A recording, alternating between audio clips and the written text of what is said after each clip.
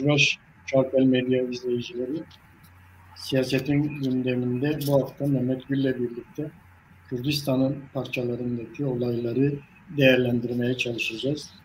Yayınımıza 5 dakika geç başladık. Özür dileriz. Teknik bir arıza nedeniyle bu etkinliğimiz gerçekleşti. Mehmet merhaba. Merhaba abi. Benden dolayıydı gecikme. Her zaman senden olacak değil ya. Bu sefer de benden de bir iyi yapalım derken, mikrofonsuz konuşalım derken bir sıkıntı oldu. Doğru, bu defa senden gerçekleşti. Benden oldu bu olay. Mehmet, istersen önce bir şeyden başlayalım. Güneyden başlayalım. Güneyde geçen bu hafta, işte içinden geçtiğimiz haftada çok önemli gelişmeler oldu. İşte 28 Kasım, bunların birçoğu IŞİD'in yaptığı saldırılar. Bu hafta yoğun bir saldırı altında tuttu Güney'i IŞİD. 28 Kasım'da biliyorsun 5 tane peşmerge şehit oldu. Evet. 29 Kasım'da tekrar saldırdılar. 2 peşmerge daha şehit oldu. 2 Aralık'ta da 10 peşmerge, 3 tane sivil şehit oldu. Ve bu saldırıları daha devam ediyor. Bu IŞİD'in saldırıları daha devam ediyor. Bu saldırılara karşılık hem Güney ile Irak devleti arasında bu saldırıların püskürtülmesiyle ilgili bir çalışma var. Hem de dünyada da IŞİD'in bu Kürdistan bölgesine Kürtlere yaptığı saldırıya karşı bir tepki var. Mesela ABD açıklama yaptı. Hem bu saldırıları kınadı, hem de peşkere ve peşmerge ve Irak güçlerine desteğinin süreceğini açıkladı. Bu arada peşmerge ile Irak ortak operasyonlar komutanlığı bir araya geldiler. Ortak tutum ve stratejinin güçlendirilmesiyle ilgili bir çalışma yaptılar onlar da. Onun dışında İslam örgütü sert bir dille bu IŞİD saldırısını kınandı. Birleşmiş Milletler'den DAEŞ'in saldırısına bir kınama geldi. Aynı zamanda Ankara'dan da, Türkiye'den de bir kınama geldi. Dışişleri Bakanlığı bu saldırıları şiddetle kınadığını açıkladı. Ayrıca Irak hükümeti ve Kürdistan bölgesinin yanında durmaya devam edeceklerini bildiren Ankara'dan bir açıklama geldi. Abi, bu IŞİD'in saldırılarının arkasında ne var? Neler oluyor? Ne dersin Mehmet? Evet, şimdi biliyorsun Orta Doğu'da bu yeniden bir statüko oluşturulacaksa Kürtlerin durumu ne olacak meselesidir. Yani sorunun esas cevabı burada yatmaktadır. Evet. Kürt meselesinin, tabii Kürdistan meselesini biraz bunun dışına tutmak lazım. Her bir devletin sınırları içerisini kastetmek anlamında söylüyorum. Bu anlamda Kürt meselesinin belli bir statükoya kavuşturulması için bir çare bulunmadan Orta Doğu'da anlaşılır bir gelecek ya da kabul edilebilir gelecek zarfında bir çözüm bulmak çok zor. Yani mümkün değil demiyorum ama çok zor. Bence Kürtlere yönelik bütün girişimleri, bütün saldırıları bu çerçevede düşünmek lazım. Dikkat edersen IŞİD ortaya çıktı. Musul'da başladı bu işler. Bu Musul'da başlamadan önce de devlet başkanı yardımcısı ne Haşimi'ydi, Türkiye'deydi. Döner dönmez bu olaylar gerçekleşti. IŞİD Musul'u bastı. Irak'ın ikinci büyük kenti. Yarısı da bizim olmak kaydıyla merkezden söz ediyorum. Tarihsel olarak bakarsan o da Kürdistan topraklarında ama artık bu Kürtler bile Musul'un merkezine sahip çıkmıyor. İşte Musul merkezi basılarak 500 milyon dolar oradaki Merkez Bankası'ndan para ele geçirdiler. Silah, külah, ne kadar askeri kuvvet varsa Saddam'a, askeri rejime ait hepsini ele geçirdiler ve bir saldırı başlattılar. Ama bir müddet sonra bu saldırının IŞİD mızrağının kime yöneldiği belli oldu. Hem güneyde, hem güneybatıda, hem diğer yerlerde, hem kuzeyde IŞİD ve türevi ya da ona mal edilen bütün teşkilatlar, kişiler, gruplar Kürtlere hedef aldılar. Ve sembolik bir olay Kobane'ydi. Biliyorsun Kobane'de dünya ne düşünüyor Kürtlerle ilgili olarak açığa çıktı. Evet. Yani bir taraf Kobane'nin düşmesi için elinden geleni yapıyordu. Bir taraf da Kobane'nin ayakta kalması için direniyordu, çaba sarf ediyordu. Biz o zaman az çok bu Kobane'nin eğer bir hani taraflar açısından durum nedir sorusu karşısında Kobane'ye baktığımızda durum netti. Yani düştü düşecek diyenler ile hayır burası düşmeyecek diyenler arasındaki bir kavgaydı. Bunun yerel ve yani bölgesel, yerel ve uluslararası boyutları vardı. Bugün de bana göre bu sadece IŞİD saldırısı değil, biliyorsun işte bir de bir bayrağa tecavüz meselesi gündeme geldi. Evet. Yani bugünlerde Kürtlerin içerisinden birileri Kürt değerlerine, sembollerine, Kürtleri bir millet olarak gösteren mefhumlara saldırıyorlar, aşağılıyorlar, küçümsüyorlar. Her açıdan bunu yapıyorlar. Bu zaten şunu gösteriyor. Hani diyorlar ya bizim bu IŞİD'le ne alıp veremediğimiz var yani.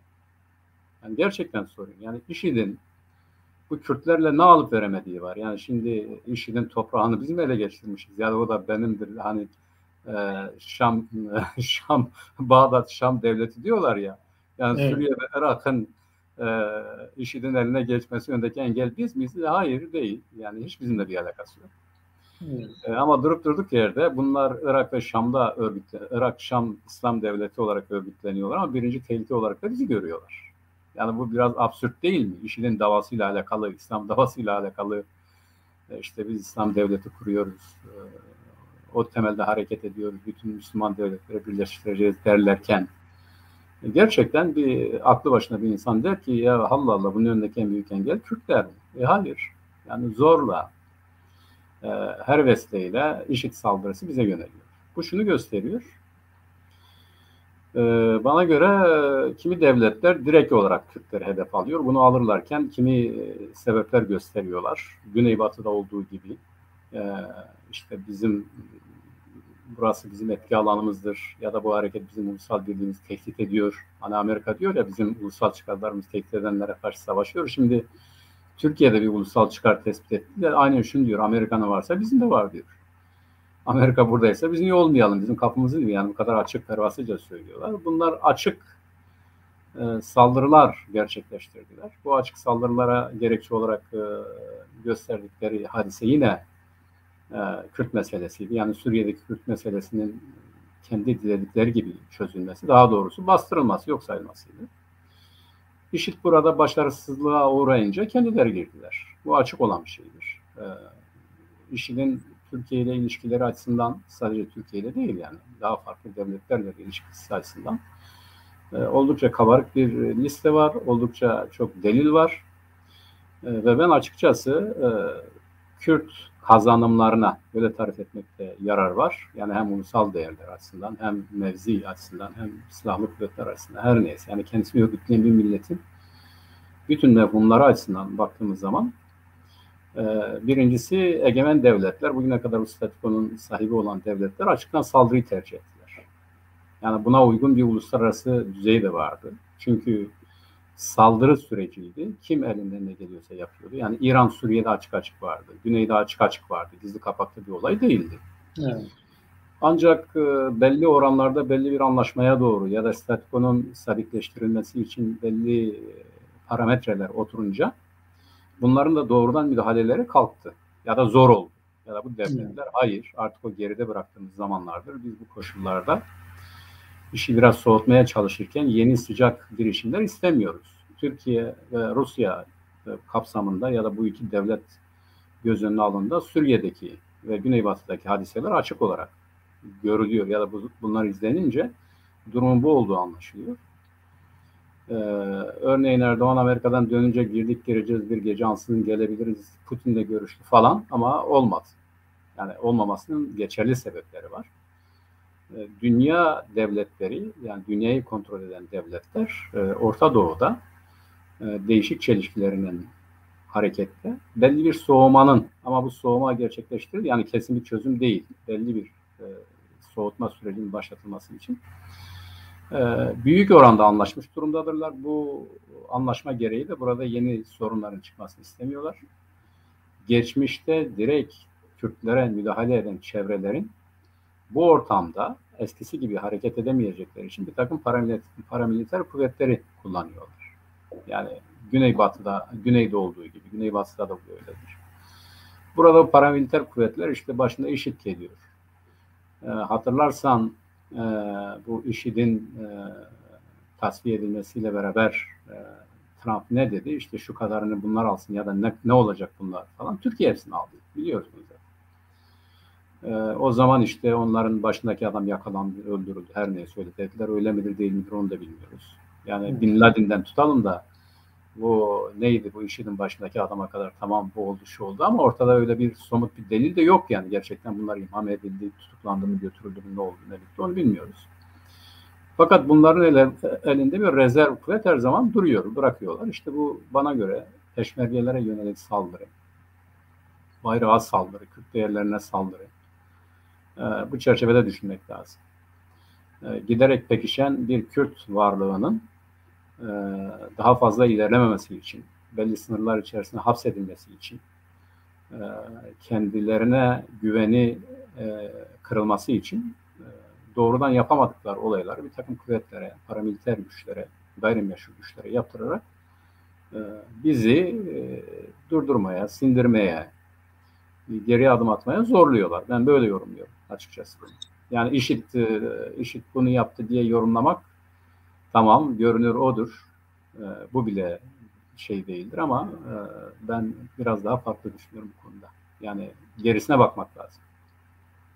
Doğru yani Mehmet, ben de baktığımda şeyi görüyorum. Yani IŞİD bir tetikçi. IŞİD'e tetiği çektirenler kimler? Evet. Kimler olabilir diye düşündüğünde insan mutlaka ki geçmiş statükonun devamını isteyen güçler. Onlar evet, o bölgede şu anda içinden geçmekte olduğumuz değişimi istemeyen, geçmiş statükonun devamını isteyen güçler ki bu bölgede artık onların da IŞİD üzerinden etkinlikleri var. Bunu kullanmak istiyorlar. Bunu saldırtıyorlar. Özellikle de peşmergeye saldırtıyorlar evet, bu şeyi. Bu nedenle de yani peşmergenin de çok dikkatli hareket etmesi gerekiyor. İşte Irak güçleriyle imkan varsa birlikte hareket etmek gerekiyor. Belki de hani bu konuda eğer gerçekten güçle yetmiyorsa uluslararası dostlarından yardım istemek gerekiyor. Onların da devreye girmesi gerekiyor. Ve bu şekilde bu saldırıların da püskürtülmesi gerekiyor. Eğer bunlar püskürtülmezse, bunlar moral üstünlüğü ele geçirirlerse bölgede çok daha farklı, yani bugün içinden geçmekte olduğumuz konjektörü tekrar eskiye döndürmek, eski statükonun devamına çevirmek konusunda demek ki hala bu tür eğilimlerin devam ettiğini görüyoruz. Daha kırılmadı bunlar. Bu kadar zaman geçmesine zaman Irak'ta statükoyu devam ettirmek isteyenlerin çabaları daha devam ediyor. Evet. Bunun içerisinde iki tane aktör var biliyorsun. Yani İran'la Türkiye bölgesel aktör ve bu statükonun hiçbir zaman Kürdistan'ın hiçbir parçasında değişimini istemiyorlar. Bunlar olabilir bu işin içerisinde. Onun dışında bunlarla birlikte hareket eden bazı uluslararası güçler olabilir içerisinde. Buna karşı uyanık olmak lazım. Yani bu herhalde sadece iki tane bölgesel aktörün yapacağı işler değil, uluslararası bir takım güçlerin de desteğini almış olabilirler. Tabii. Kürtlerin de, Irak hükümetinin de burada uluslararası dostlarıyla birlikte bu peşmergeye yapılan saldırıları ki arada sivil halk da öldürülüyor biliyorsun. Onlar da yaşamlarını yitiriyorlar.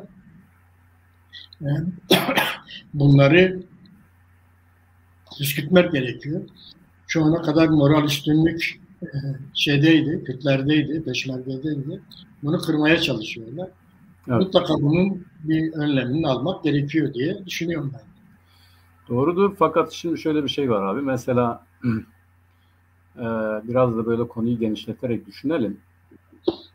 Şimdi senin gibi düşünüyorum. Bölgesel devletlerin uluslararası dayanakları ya da uluslararası büyük devletler arasındaki çelişkiden hareketle imkanları olmasa bu tip şeyleri tevessül edemezler yani. Mutlaka böyle bir şeyler vardır ya da tavizler veriyorlardır ya da biliyoruz yani görmezden gelin, sesinizi çıkarmayın yeter biz gerekeni yaparız gibi bir takım tavizlerle de bu işi yapıyorlar. Fakat şimdi hepimizin bildiği gibi 2000'lerden itibaren, hatta 92'den itibaren giderek, yani bu Sovyetlerin çöküşünden sonra dünyanın efendisi kimdir ya da dünyada nasıl bir statüko geçerli olmalıdır sorusuna karşılık gelmek kaydıyla Doğu Avrupa, Asya ve yani Sovyet topraklarının, Sovyetlerin, Rusya'nın egemenliğindeki Asya ülkeleri ve Orta Doğu'da ciddi bir mühendislik hadisesi başladı. Büyük Orta Doğu projesi kapsamında 2002'den itibaren Türkiye'de iktidarın değişmesiyle beraber, yani bu çuval olayıyla, geleneksel güçlerle, kuvvetlerle bu işin olmayacağı anlaşılınca onların tasfiye edilmesi esas olmak kaydıyla yeni bir müttefik çerçevesinde Orta Doğu'nun yeniden dizayn edilmesi. Bu dizaynın da özü Sovyetler Birliği'nin varlığı nedeniyle belli oranlarda otarşik olan Libya, Suriye gibi, hatta Irak gibi, yani bölgesel düzeyde güç olan ya da sermaye elinde tutan ya da belli bir sermaye sahibi olan ülkelerin dünya sermayesiyle, dünya ekonomisiyle birleştirilmesi operasyonudur. Buna göre bir entegrasyon diyelim. Orta Doğu'nun dünya sistemine entegrasyonu. Doğu Avrupa'da bunu büyük oranda başardılar. Orta Doğu'da da bunu yapmaya çalıştılar. İşte Büyük Orta Doğu Projesi dedikleri buydu. Bu hem ekonomik kaynakların yeniden tasnifini hem siyasal şekillenmenin yeniden belirlenmesini içeriyor. Yani 22 Arap devleti kalır mıydı? O tartışmalıydı. Evet. Mevcut iktidarlar o zaman kalır mıydı? O da tartışmalıydı. Bu ekonomik, yani Irak devletinin elindeki imkanlar, Libya'nın elindeki imkanlar, Suriye'nin her şeye rağmen otarşik yapısı gibi kapitalizm dışı, dünya ekonomisinin dışında cereyan eden bütün bu servetin entegre edilmesi meselesi nedeniyle bir plan, proje başlatıldı. Türkiye'de bunun içerisindeydi. Fakat bu şöyle bir şey oluşturdu. Bu büyük rekabet Kürtlere hareket serbestisi sağladı. Bir. İkincisi de bu Orta Doğu yeniden yapılanırken Batı'yla ilişkiler açısından, hem medeni ilişkiler açısından hem değerler, siyasi değerler açısından Kürtler en optimal, en işbirliği yapılabilir ya da desteklenebilir bir güç gibi kuvvetti. Çünkü 100 yıldır devam eden güney bir mücadele var ve bunlar diri kuvvetlerdi. Kürtlere böyle bir imkan doğurdu. Bu imkan içerisinden Güney Federe Devleti çıktı. Şimdi bu birincisi, hani olumlu diyoruz ya, uluslararası güçler arasındaki çelişkilerden ezilen milletler faydalanır ya da onların lehine olur. Bu doğru. Bu işin birinci kısmı. Fakat ikinci kısmı da şudur. Aynı zamanda bu uluslararası çelişkiler bu mazlum milletlerin imhasını da getiriyor. Bunu nereden görebiliyoruz? İşte bu IŞİD hadisesi çok ilginç bir olaydır. Bu büyük kuvvetler doğrudan bunu yapamıyorsa, bu bir takım bölgesel kuvvetleri kullanarak bunu yapmaya çalışıyorlar. Çünkü bu rekabet aynı zamanda bir olumsuzluk da içeriyor. O da şudur. Diyelim Orta Doğu'da bugün Kürtlerin hakkını teslim edilmesi gerektiğini savunan koalisyon güçleri dışında Orta Doğu'daki çıkarları yerel kuvvetlerle birleşen Rusya gibi devletler Kürtlerin direkt düşman haline geliyor. Yani bir meselenin çözümü için çelişkiler şartken ama aynı zamanda o meselenin çözümsüzlüğü için o çelişkiler bir dezavantaja dönüşüyor. Mesela son günlerde bu BBC'nin yaptığı bir haber vardı. Ukrayna bağlamında ABD ve Rusya arasında bir elense çekme de gündeme geldi. Blinken biz Ukrayna'yı yedirmeyiz dedi. Buna hazırlanıyoruz. Bunu Rusya'ya pahalıya ödeteceğiz dedi açık açık. Rusya alttan aldı. Dedi ki biz Ukrayna'yı işgal etmek diye bir plan projemiz yoktur. Batı bize karşı siyasetini gerekçelendirmek için bunu uyduruyor dedi. Ama öbür taraftan Ukrayna'da gerçekten de Doğu Ukrayna'da, yani Rusya'ya sınır olan boylarda bu Rus nüfusu nedeniyle Donbas bölgesi midir nedir şimdi aklımda değil ama oralarda bir Rusya etkisi ya da artık bir Doğu Ukrayna işi, giderek de bu Doğu Ukrayna'nın kendi kaderinin tayin hakkı çerçevesinde Rusya'ya bağlanması, aynı Kırım gibi, yani iltihak etmesi gibi ihtimaller de var. Bunlar olabilir. Rusya bunu yapmaz mı? Hayır, yapar. Yani Gürcistan'da yaptı, işte Kırım'da yaptı, Osetya'da yaptı. İşte Azerbaycan, Ermenistan meselesine hareketle yeniden eski alanlara girdi. Öbür taraflara doğru gidiyor falan. Rusya bunu yapar. Yapma niyeti de var. Bütün büyük devletler bunu yapıyor zaten. Şimdi burada ilginç bir şey çıktı. Yani hani az önce çelişkilerden hareketle haklarının temini konusunda önemli fırsatlar yakalayan mazlum milletler için olumlu ortamlar olurken bu çelişkiler aynı zamanda olumsuzluğun da kaynağıdır dememin nedeni için bu örnekte iyi ortaya çıkıyor. Bundan hareketle Ruslar Güneybatı'da dediler ki biz işte Kürtlerin Suriye'nin sınırları değişmeme kaydıyla haklarının tanınmasına yanayız. Bu ne zaman gündeme geldi? Yani hani işte Amerika Birleşik Devletleri'ni bölgede kendi siyasal çıkarları peşine koşarken birinci derecede müttefik olarak tercih ettiği Kürtlere, yani en önemli müttefiklerine Rusya ile attı. Yani bu şu anlama geliyor. Bunlar arasındaki çelişkiler Kürtlerin haklarının tesiri konusunda bir imkan yaratıyor ama aynı zamanda Kürtler yapıcı bir unsur, Orta Doğu'da inşa edici bir unsur, olumlu anlamda kullanıyorum bunu. Haline gelince bu rekabet halindeki devletler birbirlerinin müttefiklerine ya da altyapılarına ya da o diri noktalarına saldırıyorlar. Ya yok ediyorlar ya da müttefik olmaya çalışıyor. Şimdi Rusya bu noktaya gelmiş durumda. Az önce sen söyledin abi. Yani Kürtler kendi haklarını korumak, daha da ilerletmek, stabil bir yapı elde etmek için uluslararası güçlerden yardım istemeli, konuşmalı, bölge devletleriyle de bunu gerçekleştirmeli gibi. Şimdi bu çelişkinin, bak dikkat et, yani bu bize imkan tanıyan bu çelişkinin şimdi yeni faktörlerin devreye girmesi için de nereden? Ukrayna bağlamından, Ukrayna üzerinden bir vesileye dönüşüyor ve birdenbire Rusya'da Kürtlere ya işte eğer sen Suriye'nin toprak bütünlüğü içerisinde bir çözümden yanaysan biz bunu çözmeye hazırız diyor. Yani ama nedir bunun şartı? Büyük bir ihtimalle de Amerika'nın, uluslararası koalisyonun etkisinden çık demektir. Onlara karşı tavır al demektir. Yani Amerika Ukrayna'daki yapıya sahip çıkıyor. Onun korunması için nasıl Rusya'ya kafa tutuyorsa Rusya'da Orta Doğu'da Amerika'nın güçlü müttefiki olan ya da Amerika'nın birlikte iş yaptığı güçlü bir yapı olan, bünye olan Kürtleri onun elinden almak için, onun yanından koparmak için hamle yapıyor. Evet. Bu çerçevede bu biraz maharet gerektiriyor abi. Bizim gücümüz, kuvvetimiz de hani diyorlar ya, yani bu imkan var ama işte biz böyle biraz dağınık halde böyle birbirimizin paçasından tutup aşağıya doğru çeker haldeyken işte bir yandan bunlar olurken gerçekten de akıllı bir siyasetle kendi yurdumuzda, kendi memleketimizde halkımıza huzur bulacağı bir düzen, bir statü oluşturabilecek imkanları sahipken öbür tarafta işte IŞİD saldırısı ya da bir takım değerlere saldırı babında bir takım gösteriler, tutumlar, davranışlar doğal olarak bizim sağlıklı düşünmemizi ve hareket etmemizi önlüyor. Bunu görmekte fayda var. Mehmet, bu sözünü burada kestim. Bu Batı, Güneybatı ve Rojava Kürdistan'da değerlendirmeden güneyde önemli bir gelişme daha var. Onu da bu konuda da senin düşünceni almak istiyorum. Şimdi biliyorsun dün başkent Erbil'de Kürt diasporası toplantı yaptı. Bu Kürt diasporasına 150 temsilci katıldı. 2 gün sürecek bir toplantı. Bu toplantı çok önemli çünkü Kek Mesut da katılıp bu toplantıda bir konuşma yaptı. Kek Mesut Erzanlı.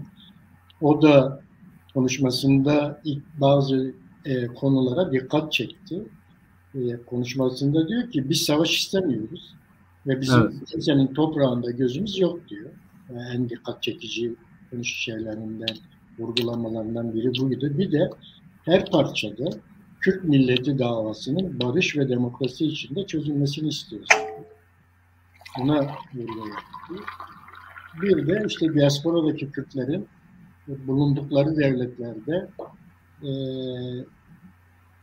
önemli bir baskı unsuru olmalarını, Kürtlerin kazanımları konusunda önemli bir baskı grubu oluşturmalarını talep etti. Bu toplantı bugün de devam ediyor Erbil'de. Olumlu bir toplantı, olumlu bir görüşme. Sen nasıl değerlendiriyorsun? İzleyebildin mi? Şimdi abi bizim bakışımız belli zaten. Yani biz her tarafta Kürtler söz konusu olduğunda birlikte hareket etmeli. Yani herkes kendi yapısını korusun, onda bir sakınca yok. Yok sen kendini feshet, buna dahil ol falan değil yani. Neyse ne olsun. Evet. Şimdi biz her zaman, her yerde birlikte hareket etmenin, ortak talepler çerçevesinde birlikte hareket etmenin yararlı olacağına inanıyoruz. Tabii ben açıkçası şimdi devam etmekte olan bir toplantıyla ilgili şimdiden kesin bazı kanaatler dile getirmem söz konusu değil. O mümkün de değil. Nasıl olacağı, nasıl biteceğini göreceğiz. Önemli olan şudur.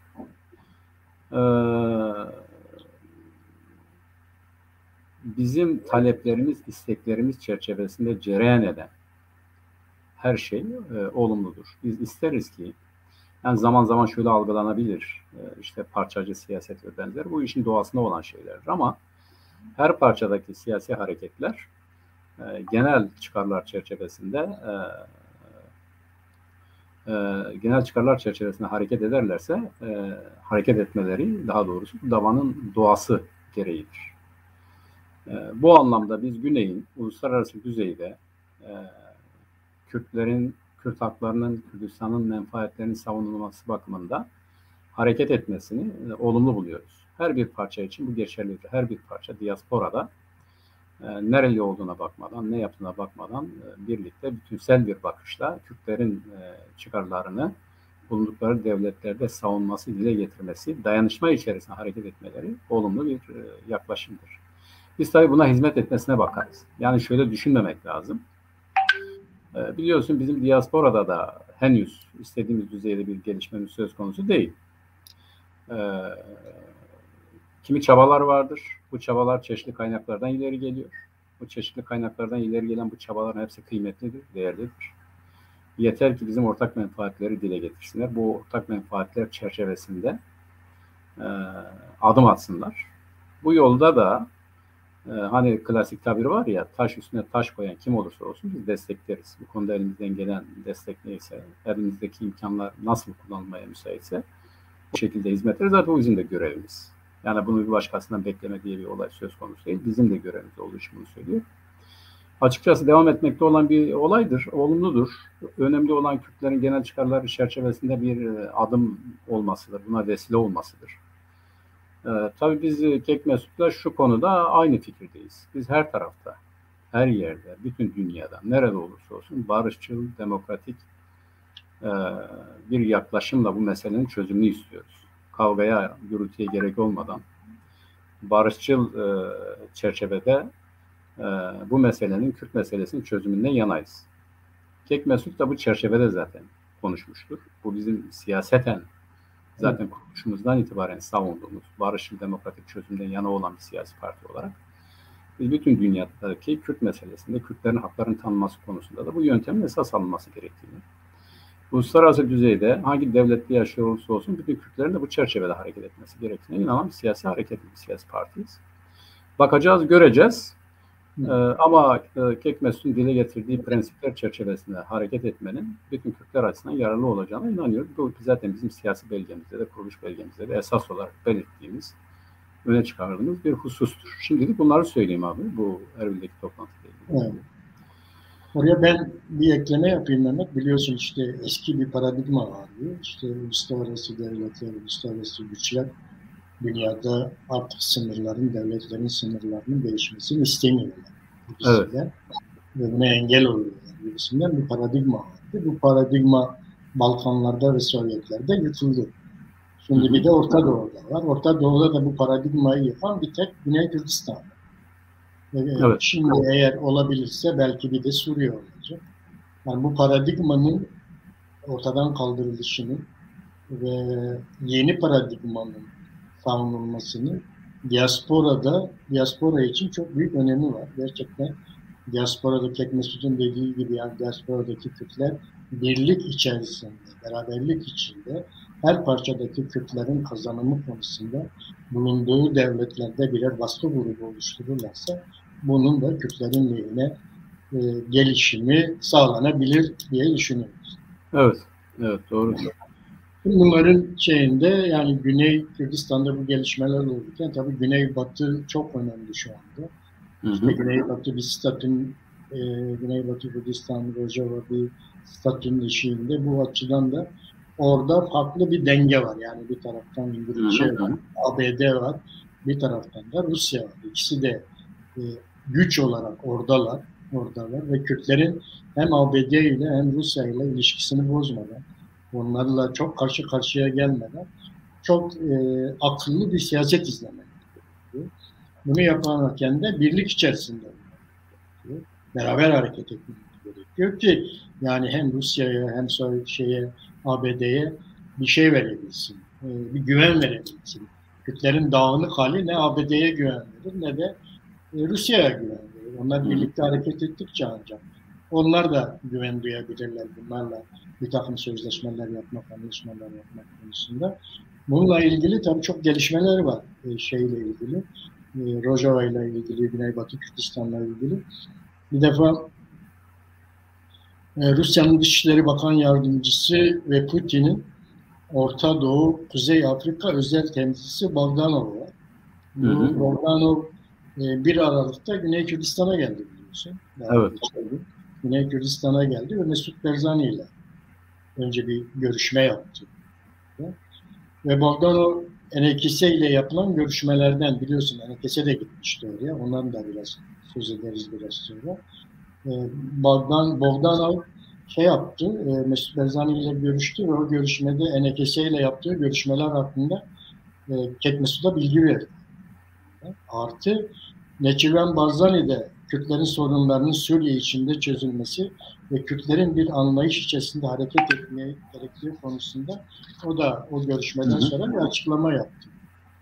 Bunlar önemli şeyler. Yani Rusya'nın bu meselede yavaş yavaş Kürtlerin en azından bir statüye sahip olmak konusunda ikna edilmesi ve bu işin daha fazla kan dökülmeden, daha fazla şiddete başvurmadan çözülmesinde önemli bir adım Rusya'nın ikna edilmesi. Şimdi daha önce biliyorsun bu 1 Aralık'taki Bogdanov'un gelmesinden önce Enekese oraya gitmişti. Enekese orada bir görüşme yapmıştı. O görüşmeyi de basına yansıyan şeyleriyle Suriye Milli Ordusu'nun kontrol altındaki bölgelerin durumları ele alındı diye Enekese bir açıklama yaptı. Dikkat çekici bir şey olarak.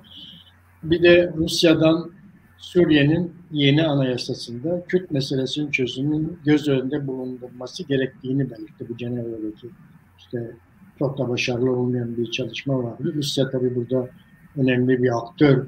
Orada da Suriye anayasasında Kürtlerin durumunun göz önüne alınmasını istiyordu.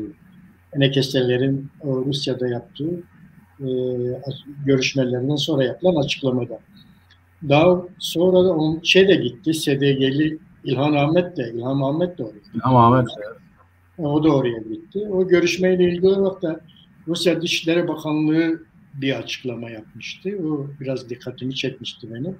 Rusya tarafı Suriye'nin bağımsızlığının ve toprak bütünlüğünün en kısa zamanda ve tam anlamıyla yeniden tesis edilmesini, 2. Ülkedeki tüm etnik ve mezhepsel grupları haklarının teslim edilmesi diye 2 maddelik bir açıklama yaptı. Yani benim dikkatimi çeken bu 2 tane madde var.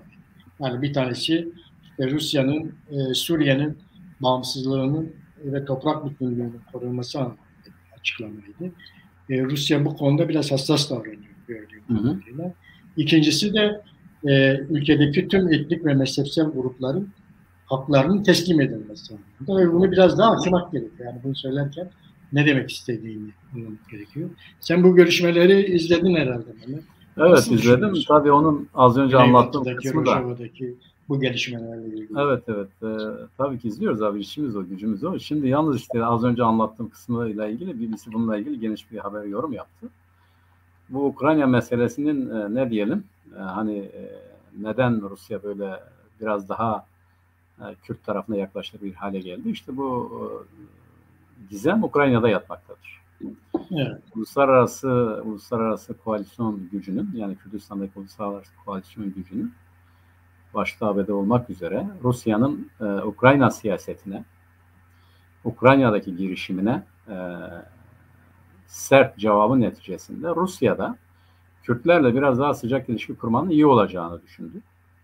Bogdanov'un ziyareti de bu çerçevededir. İlhan Ahmet'in Enekese'nin ziyaretinde Rusya Dışişleri Bakanı'nın yaptığı o 2 maddelik açıklamanın da sırrı burada yatmakta. Tabii hani niye yaptı ya, bu çıkarcıdır vesaire falan filan da hareketle değil. Yapsın, iyidir.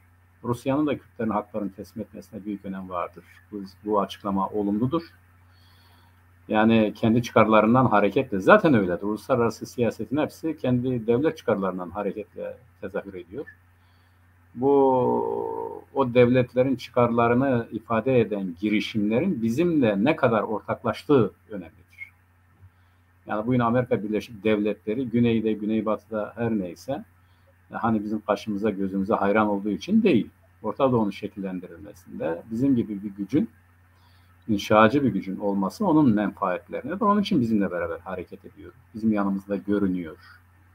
Ama esası itibariyle onun devlet çıkarıyla alakalıdır. O devlet çıkarlarının gerçekleşmesi için Kürtlerin bu bölgede özgür olması lazım. Ya da Kürtlerin bu bölgede biraz daha ileri düzeyde haklara sahip olması lazım. Bu Rusya için de giderek o hale geliyor. Yani Rusya şunu görüyor, benim anladığım kadarıyla. Ya da şunu şöyle de yorumlayabiliriz, iki tarafı vardır. Rusya Orta Doğu'da koalisyon güçlerinin düşündüğü statükonun gerçekleşmesi için bir engel oluşturuyor ise Ukrayna'daki ses yüksek çıkıyor. Aynen Rusya'nın dediği gibi Ukrayna'daki o Donbas bölgesinin Rusya'nın denetimine geçmesi için Rusya'nın girişimleri bahane olarak gösteriliyor ve yüksek düzeyde ses çıkartıyor. Ya da Rusya Ukrayna'daki çıkarlarının Batı tarafından reddi karşısında Orta Doğu'da Kürtlerle yakınlaşmanın kendi siyaseti açısından iyi olduğunu düşünüyor. Yani işin bu kısmını akılda tutmak kaydıyla sonuç itibariyle bu gelişmeler, Rusya'nın açıklamaları olumludur. Amerika zaten baştan itibaren güneyde ve güneybatıda belli sınırlar içerisinde zaten belli bir statü oluşturmuş ve onu korumak için atraksiyonları yapıyor. Bu aynı zamanda sadece Amerika Birleşik Devletleri'nin değil, hatta Suudi Arabistan gibi devletlerin de çıkarına olan. Çünkü biliyorsun Türkiye Orta Doğu'da yeniden Osmanlıcılık oynayınca Suudi Arabistan başta olmak üzere Arap ülkelerin hepsi çok ciddi tepki gösterdiler. Yani Katar hariç diğer devletlerin hepsi söz birliği yapmışçasına her tarafta bir anti-Türkiye'ci tutum sergilediler. Bir ara Suudi Arabistan bağımsız Kürdistan'a ses çıkarmayız gibi. Hatta Ürdün Kralı Hüseyin, ki önemli bir şeydir, semboliktir ama önemli bir mihverdir. Onlar bile olumlu tarzda açıklamalar yaptılar. Ve bugünlerde, son zamanlarda şimdi İngilizler daha çok Güney Kürdistan'da bulunuyorlar. Yani ben bildiğim kadarıyla. Bu da olumludur. Çünkü bildiğin gibi İngilizlerle bizim aramızda hep sorunlar olmuştur. Yani Birinci Dünya Savaşı'ndan itibaren devam etmiş, İkinci Dünya Savaşı'na devam etmiş, bu 1992'lerde devam etti. En son bu bizim referandum zamanında devam etti. Yani bunu bir biçimde bizim sonlandırmamız lazım.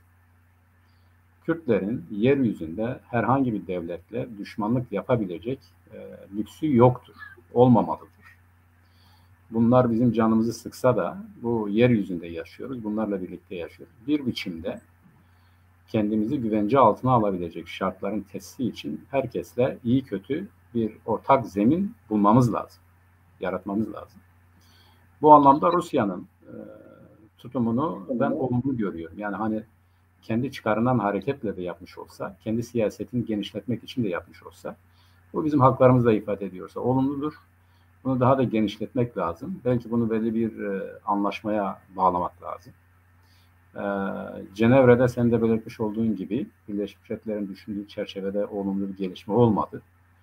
Ben olmamasının nedeni uluslararası güçlerin anlaşmamış olmasına bağlıyorum. Yani onlar belli bir çerçevede anlaşmış olabilir ya, hani diyorlar ya, pürüzlerin giderilmesi anlamında. Bunu İkinci Dünya Savaşı'ndan sonraki statükoda çok iyi gördük. Yani çok önemsiz yerler birdenbire çok büyük, önemli şeyler haline geldiler. Ama nihayetinde bunlar aşıldı. Yalta Konferansı'yla beraber. Şimdi bu Yalta'dan sonra Malta'daki Gorbaçov ile Reagan arasındaki görüşmelere de gidersek bunların bir türlü anlayış birliğine varması her şeyin bittiği anlamına gelmiyor. Bildiğimiz gibi oradan başladı. Bugün işte NATO, Rusya'da onu söylüyor.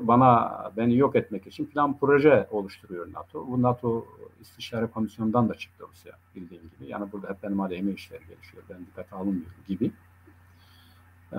Yani dünyanın şu andaki iki gücü arasındaki uzaklaşma ya da şöyle diyelim, anlaşmak için gerilen yay, yani bu artık ne kadar, ne zaman gevşer onu bilemiyoruz ama şu veya bu biçimde bize de yansıyor. Bize yansıdığı itibariyle şu anda iyidir. Yani Orta Doğu'da Kürtlerin meselesinin çözümü her bir devlet için kendi siyasetinin dünya ölçeğinde gerçekleştirilmesi için bir vesileye ya da küçük bir düğümün çözümüne dönüşmüş. O açıdan ben burada mesele şu, sen de belirttin abi. Yani ENKS, Güney Kürdistan ve Rusya arasındaki görüşmeler. Oysa öbür taraftan da Rusya ile SDK arasındaki görüşmeler. Keşke bunlar birlikte olsaydı. Yani ENKS ve yani Güneybatı güçleri birlikte belli bir konsensüs çerçevesinde çok önceden bunu oluşturmuşlar zaten. Yani keşke bu konsensüse uyarak birlikte ortak bir komisyon halinde dünya devletleriyle görüşebilseler. İsviçre'ye böyle gitselerdi, Cenevre'ye böyle gitselerdi çok daha iyi olurdu. Bugünden sonra da eğer bunu gerçekleştirerek giderlerse çok daha iyi olur. Bence Kürtler açısından kendi siyasetlerinin zaaflı olması, kendi siyasetlerin bir türlü hayata geçmemesinin en büyük nedeni ortak talepler etrafında bir araya gelip birlikte hareket edememeleri. Bu olursa, olmasını dileriz, isteriz, temenni ederiz. Bence Rusya'nın açıklaması da önemli bir fırsata dönüşmüşken sonuç alıcı bir unsur olabilir diye düşünüyorum. Ama bize bağlı yine. Evet Mehmet, yani burada Güney'in kazanımlarını altında yatan paradigmayı iyi bilmek gerekiyor. Bir, güçleri birleştirmek gerekiyor. İki, güçleri birleştirmek ama statü için güçleri birleştirmek gerekiyor. Yani ikincisi statü talep etmek gerekiyor. Üçüncüsü de Kürtlerin çıkarlarını, Kürtlerin uluslararası dostlarının çıkarlarıyla çakıştırması gerekiyor. Evet. Bu Güney'i başarıya götüren bir paradigma. Bu paradigma benim gördüğüm kadarıyla Suriye'de de geçerli. Eğer Suriye'deki de Kürdistani güçlerini birleştirirlerse ve statü talep ederler ve uluslararası Kürt dostlarıyla çıkarlarını çakıştırırlarsa, ki bunu kazan kazan prensibiyle gerçekleştirirlerse, bu Suriye'de, Güneybatı'da da Kürtlerin bir statü kazanmasının önünde bence hiçbir engel kalmaz. Ama önce hem bu uluslararası güçlere Kürtlerin birlikte davranmasının güven vereceğini görmeleri gerekiyor. Yani bizim buradan onlara şunu yapın, bunu yapın, böyle yapın bilme şansımız yok. Ama görebildiğimiz kadarıyla Güney'in başarısını ortaya çıkan paradigmayı görerek bu 21. yüzyılın ilk çeyreğinin de Kürtlerin gerçekten Kürtler lehine işlediği, bu ilk çeyrekte bölgedeki konjonktürün Kürtler lehine işlediğini görerek, işlerken de neler yapmamız gerektiğini görerek bu konuyu mutlaka güçlerin birleştirilmesi bu konuda birinci olması olmaz. İkincisi, ne için güçlerimizi birleştireceğiz? Statü talep etmek için. Tabii haklarının tanınması için. Statü talep edeceğiz. Bu statünün biçimine elbette ki biz buradan bir şey söyleyemeyiz. Şunu yapın, bunu yapın, şöyle kazanın. Onlar kendi güçlerini değerlendirecekler. Hangi statüyü koruyabilecek güçleri varsa. Bu da çok önemli. Bir statü elde etmek ve bu statüyü de koruyabilir olmak, sürdürülebilir olmasını sağlamak gerekiyor. Bu anlamda da gereklidir. Bir de Suriye'de farklı bir Rusya faktörü var. Kürtlerin çıkarlarını bu uluslararası güçlerle kazan prensibi çerçevesinde yeniden dengeleyip bu uluslararası güçlerle çatışmadan onların da onayını alarak ve hiç şiddete başvurmadan, şiddet yolunu seçmeden, daha fazla kan e, dökülmesine neden olmadan bu meselenin çözülmesi gerekiyor. Hani bu konjonktör biraz da çabuk hareket etmek gerekiyor. Yani bu konjonktörler biliyorsun artık uzun sürmüyor. Yani mesela ben zaman zaman söylüyorum işte Doğu Roma İmparatorluğu bu bölgede 1000 yıl hüküm sürdü. 1000 yıllık bir konjonktürdü. Osmanlı İmparatorluğu 600 yıl bu bölgede hüküm sürdü. O öyle bir konjonktür var. Ama Sykes-Pico'nun getirdiği konjönktöre bakıyorsun 100 yıl sürdü. Hı hı. Artık konjonktörler böyle çok uzun yıllar falan sürmüyor. O Evet. konjonktörler çok çabuk değişebiliyor. Yani mesela en basiti Afganistan'ı alalım 20 yıl sürdü. Evet. 20 yıl sonra Afganistan'daki konjonktör değişiverdi. Bizim bölgemizde de şu anda bu konjonktörün şu anda 21. yüzyılın ilk çeyreğinin başlamak üzere e, konjonktör bizim lehimize, Kürtlerin lehine gelişiyor. Ama süre ne kadar onu bilmiyorum. Hı hı. Orada tek aktör biz değiliz. Bir sürü aktör var. Evet. Konjonktör değiştiği anda da çok farklı durumlarda kalabiliriz. Onun için elimizi çabuk tutup bu konjonktörde bu meseleleri çözmemiz gerektiğini düşünüyorum. Abi öyle bir söylüyorsun ki sanki bunda birilerinin kastı var gibi. yani bizde kasıt yok biliyorsun zaten.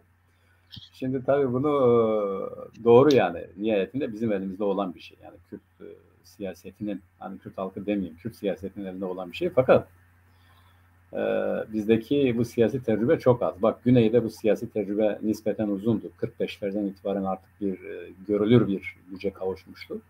Ve daha kolay çözüldü orada.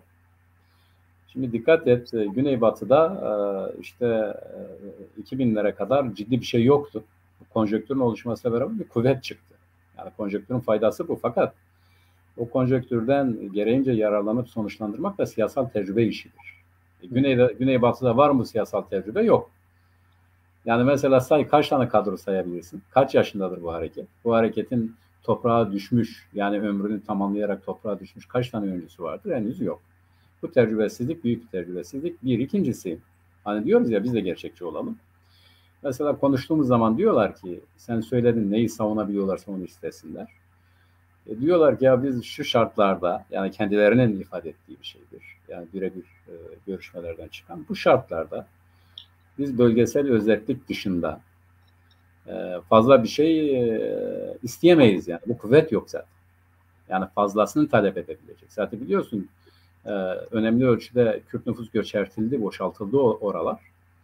Ve bugün biz NKS dediğimiz zaman güçleri zaten belli. Yani hemen hemen Güneybatı'da hemen hemen konumlanmış vaziyette yoklar. YPG'ye baktığımız zaman da yarı yarıyadır. Yani Esad muhalifleriyle birlikte hareket eden bir kuvvettir. Yani Kuzey Suriye diyebilen bir kuvvettir. Yani Güneybatı Kürdistan diyemeyen, Rojava diyemeyen bir güçtür, bir kuvvettir. Bu gerçeklikleri görelim. Ve bu şartlar içerisinde de bunların sahip çıkabilecekleri, talep edebilecekleri, gerçekleşebilecek olan Rusya'nın dile getirdiği şeydir.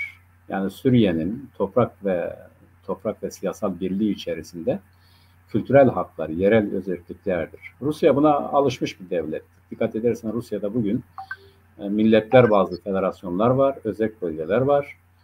Bu konuda şerbetli bir devlettir. Bunu tehlike olarak görmüyor. Amerika da böyle düşünüyor aslında. Yani büyük devletlerin bizim meselenin çözümü açısından en katkı sunucu yanları federasyona, özelliğe, kültürel özelliğe her neyse bağışıklı olmaları. Yani bu mesele ancak böyle çözülür diye düşünebilmeleri ve kendilerinden hareket etmeleri. Amerika 50 tane devlettir. Yani eyalet diyor ama devlettir. Yani Amerika Birleşik Devletleri diyoruz. Onların her birisinin devlet statüsü vardır. Ve kendi kaderinin tayin hakkı vardır. Onu da söyleyelim bugün söyleyeceğimiz bir konu olduğu için. Şimdi bu bizim için avantaj. Fakat bu avantajın realiteye dönüşmesi için işte Kürtlerin kuvveti yetersiz. Güneybatı'da. Yani Güney'de bak belli bir düzeye ulaştı. O birlik sağlandı ve nerelere geldi. Bu birlik bozuldukça nerelere gidiyoruz onu da gördük referandumla beraber. Yani somuttur bunları şimdi siyasi tecrübe eğer bunları kavrayamıyorsa yani buradan hareket edemiyorsa yani şöyle mesela tamam biz örneğin yani Güney için konuşalım. Güney Kürdistan'ın sınırlarının belirlenmesi için hemfikiriz. Ama Güney Kürdistan'da iktidar olmak için biz ayrı ayrıyız. Bunda bir sakınca yok. Yani bu iktidar olmak için mücadele etsinler. Ama ortak sınırlarının belirlenmesi için birlikte hareket etsinler. Bu Güney-Batı için de böyledir, Kuzey için de böyledir. Yani Kuzey'den nispeten durum biraz farklıdır. Yani biraz daha farklı parametreler üzerine hareket ediyor ama esası budur yani. Kürtlerin ortak çıkarları çerçevesinde birlikte hareket etsinler. İktidar olmak için de herkes kendi siyasal görüşüne göre, düşüncesine göre mücadele etsin. Bu da meşru olsun, meşrulaştırılsın, hak olarak kabul edilsin. Bir sorun kalmaz. Fakat bu benim, senin dememle biz bunu söylüyoruz da. Yani mesela ben istiyorum abi, sen de istiyorsun. Niye olmuyor? Demek ki mesele o siyasal tecrübe eksikliğidir. Şimdi yani yavaş yavaş biraz da kuzeye gelelim mi abi? Şöyle bir şeyle bağlayalım. Yani en azından Güney'den yine elde ettiğimiz bir deneyimle söyleyeyim ben. Yani çünkü Güney'in tecrübesi bizler için çok önemli. Yani. Çok iyi irdelemek lazım. Yani biz Suriye Kürtlerinin Rojava'da statü elde edinceye kadar birlikte hareket etmeleri gerekiyor. Evet, evet. Bu bir. Niye? Statü elde edildikten sonra Kürtler bir ulus. Sosyalisti de var, komünisti de var, liberali de var. Efendime söyleyeyim, en sağdan en sola uçta. Şimdi mesela bugün Güney Kürdistan'da 38 civarında parti var.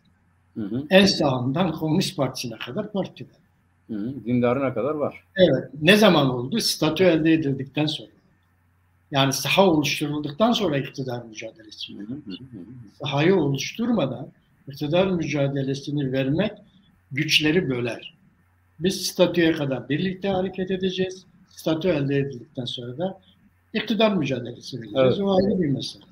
Bunu işte Suriye'de özellikle Güneybatı Kürdistan'daki Kürt hareketlerinin anlaması gerekiyor. Yani bu Güney'in bu deneyiminden faydalanmaları gerekiyor. Yani şu anda hedefimiz statüdür. Ona yoğunlaşalım. Kazanabileceğimiz en azami bir statüyü kazanalım ve koruyabilir de olsun bu statü. Ondan sonra da zaten saha kurulmuş olur. Herkes takımını çıkarır, iktidar mücadelesi. Sosyalistinden, komünistinden, liberalından, muhafazakarından başlar.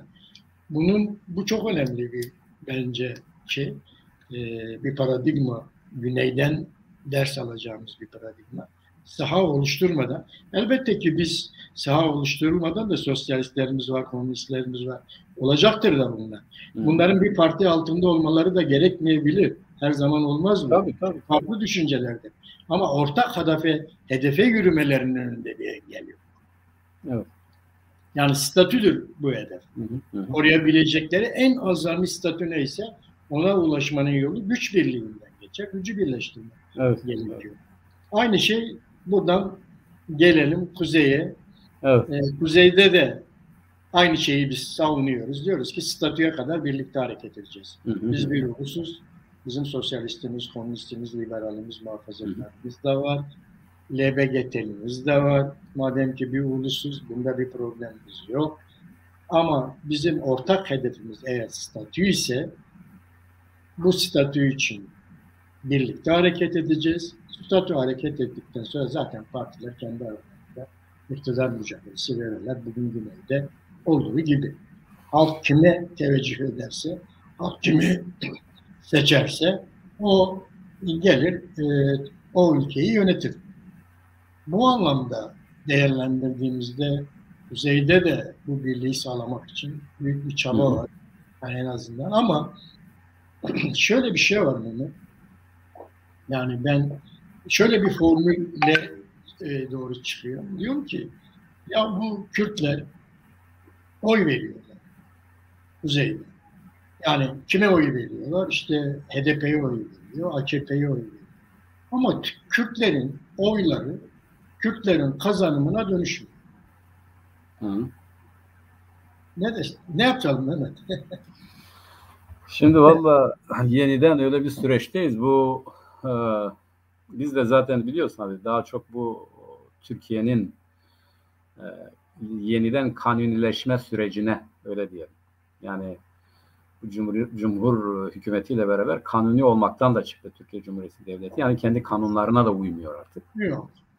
Şahsın, yani Cumhurbaşkanı'nın emir ve görüşleri çerçevesinde hareket ediyor. Evet. Mesela herhangi bir kurumsal yapıda anayasanın ya da yasaların belirlemiş olduğu çerçeveye göre bunları benim yerine getirmem mümkün değil diyemiyor. Bir zamanlar ufak tefek diyorlar, şimdi diyemiyorlar. Evet. Ve bu yeniden kanunileşme süreci, işte bu şimdiki muhalefeti böyle görmek lazım. Hani demokratikleşme, güçlendirilmiş parlamenter sistem falan filan vesaire bir sürü şey söyleyebilirsin. Fakat biz buna bir isim koymak istediğimiz zaman nedir? O da şudur. Türkiye Cumhuriyeti Devleti kanunlarla yönetilen bir devletti. İşte diyelim ki Cumhur hükümetine kadar %70, %80 kanun devletiydi. %20 yine hani o illegalite bizi kaybetmeleri, Kürtleri bunun dışına tutmaları, Kürtlere karşı kanunsuzluğun her zaman devrede olması gibi şey o zaten vardı. Şimdi bu Cumhur hükümetiyle beraber bu kanunsuzluk kural haline geldi. Yani bir tek kişi, bunun da ihtiyaçların neden böyle olduğu geçen programlarda dile getirdik. Nedeni yine Kürtlerdi. İki sebebi vardı. Özet olarak geçeyim üzerinden abi. Birincisi bu dünya konjonktüründe Kürtlerin güneyde statü, güneybatıda da statüye yakın bir şey, bir güç, bir kuvvet olmalarıydı. Sadece orada değil, bu konjonktürün etkisiyle doğuda ve kuzeyde çok ciddi bir milli bilinç gelişmesi yaşandı. Ve bu milli bilinç gelişmesinden hareketle Türkiye Cumhuriyeti Devleti şunu gördü. Artık Türkiye'de Kürtlerin dahil olamayacağı, yani bu parlamenter sistem itibariyle söylüyor. Kürtlerin dahil olmadığı bir hükümet kurmak zordur dediler. Yani Kürtlersiz bir hükümet kurma neredeyse imkansız. Bir biçimde devreye giriyorlar. Üçüncü parti oluyorlar.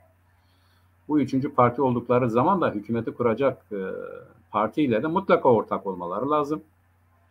Bu ortaklıkta Kürtlerin devlete girmeleri demektir. Bunu istemediler. Dediler ki biz parlamentonun ya da Kürtlerin ne olursa olsun iktidara ortak olamayacakları bir rejime geçelim. Hem Orta Doğu çerçevesinde Kürtleri sindirmek için böyle bir otorite ihtiyaç vardır. Tek sese. Hem de parlamento devre dışı bırakıldığı zaman Kürtler seçilsin, gitsin orada ne derlerse desinler ama Cumhurbaşkanlığı hükümet sistemi atamayla, yani memur devlet öyle diyelim. Bu memurlar da yani gerçekten atama. Örneğin bu Lütfü Evlan'ın istifasına baktın mı sen abi? Resmi gazetede yayınlanan. Diyor ki işte Sayın Hazine ve Maliye Bakanı Elvan'ın af talebi, bak dikkat et, af talebi, görevden af talebi kabul edilmiştir diyor. Şimdi yani affetmiş. Şimdi bu şekilde tabirlerin olduğu bir yapı, yani atama ve alma, yani kişisel bir ilişkiye dönüştürülmüş. Ona bağlı bir ritüel haline getirmiş. Öyle diyelim. Şimdi bu sistem Kürtlerin ne olursa olsun iktidara ortak olamayacaklar. Ortak olmayı boş ver. İktidara etkide bulunamayacaklar. Mesela soru soruyorlar, işte diyorlar ki ya böyle bir şey var, bu doğru mudur? O bakan hiç umursamıyor, cevap bile vermiyor.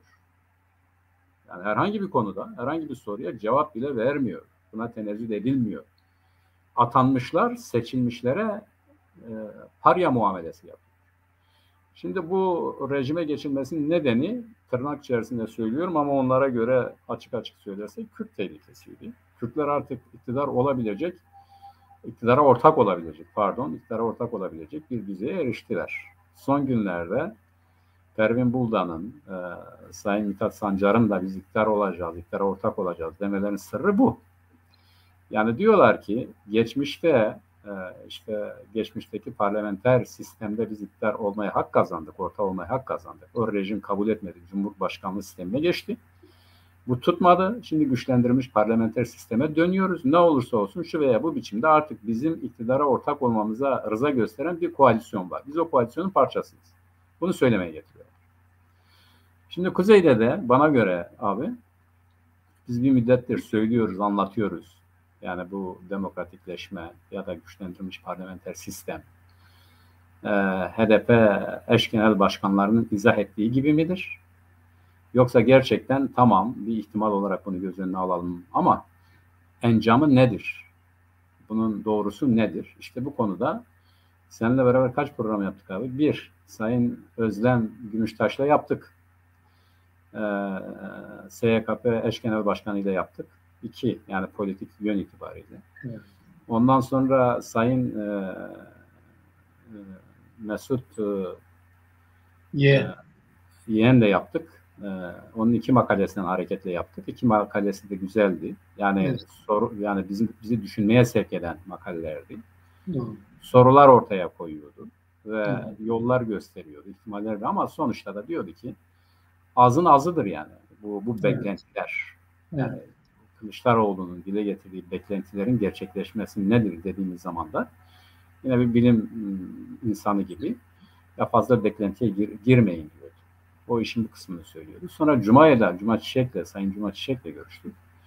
O da ciddi bir çalışma yapmıştı. Yani hani çözülecek bu mesele, biz kardeş olacağız Orta Doğu'da, hatta kimileri seviniyordu, yeniden Büyük Osmanlı'yı Kürtler ve Türkler kuracağız, Orta Doğu'yu fethedeceğiz. Yani bizimkiler de kendilerine kurtarmayı boşa fetihçiliğe çıktılar.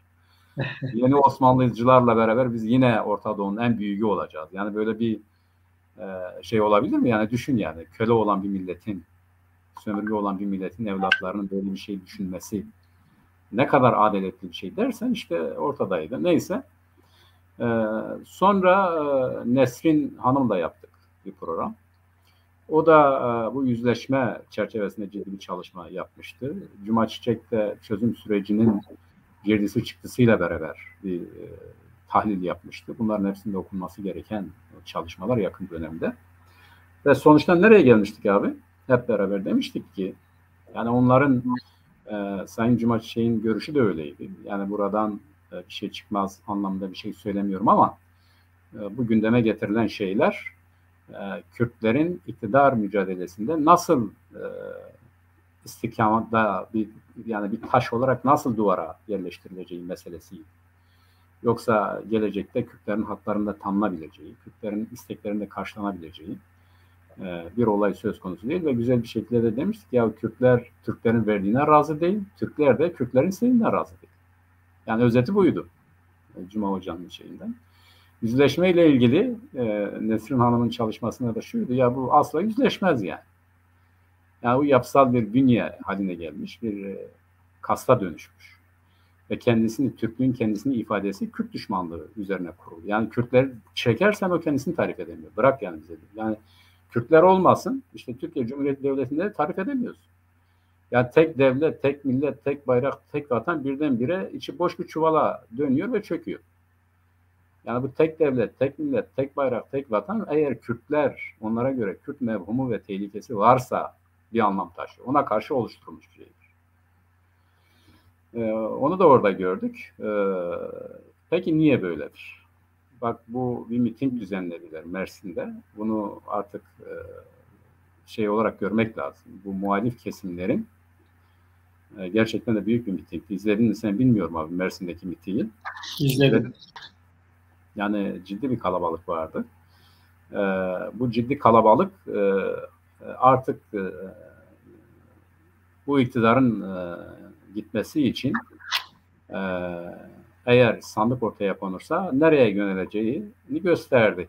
Yani büyük bir oranda gösterdi. İşte diyelim ki bu %100 değil ama %60, %70 oranında gösterdi ki mevcut iktidar bir sandık ortaya geldiğinde o sandıktan çıkması çok zor.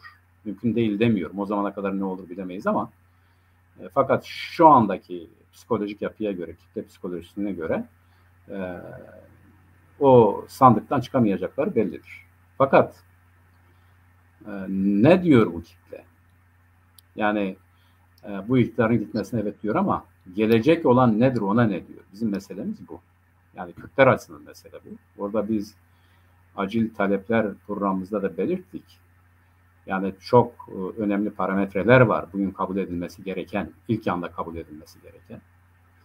Ne yazık ki mevcut koalisyon, mevcut bir araya gelen çevreler ve o çevrelerle angaje olan HDP bu konuda bize net anlaşılır. Hani diyorlar ya, desteklenebilir, biraz daha ileri oy verilebilir bir konsept, bir açılım sunmuyorlar. HDP'de bile bu yok. Yani HDP'de diyelim çıksın desin ki ya bizim bu yeni hükümetten ya da yeni konseptten ya da yeni kanunileri devletten, öyle diyelim, kanunileşecek devletten beklentimiz şudur, onu demiyor. Şimdi bunun sebebi şudur abi.